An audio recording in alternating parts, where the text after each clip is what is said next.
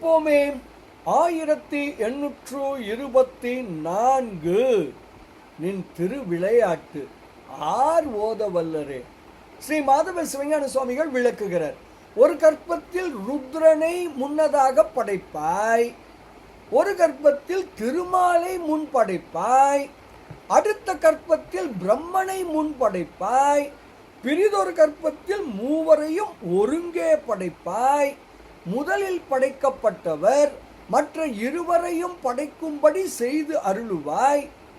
இனிய கலைசை தலத்தில் வாழும் அருள் பழுத்த முதல்வனே, இவையெல்லாம் உன் திருவிளையாட்டே ஆகும். அந்த திருவிளையாட்டின் இயல்பினை யார்தான் எடுத்து ஓத முடியும்? இப்படியாக பெருமான் மூவர் கோன், அவன் முதல்வன் என்று விளக்குகிறார் ஸ்ரீ மாதவ சிவஞான சுவாமிகள். பாடலை காணலாமே.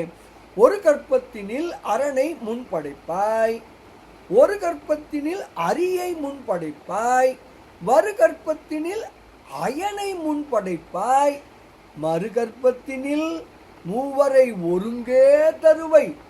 முற்பட பிறந்தவர் பிறரை தரவும் செய்குவை.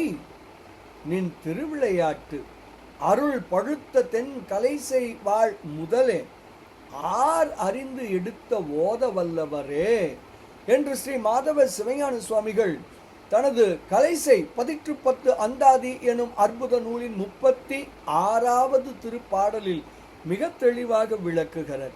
மூவர் கோன் அறிவோம், முதல்வன் என உணர்வோம், பேரானந்தத்தில் திளைப்போம் திளைப்போம் திளைப்போம். இனிய வணக்கம். சிவாய நம.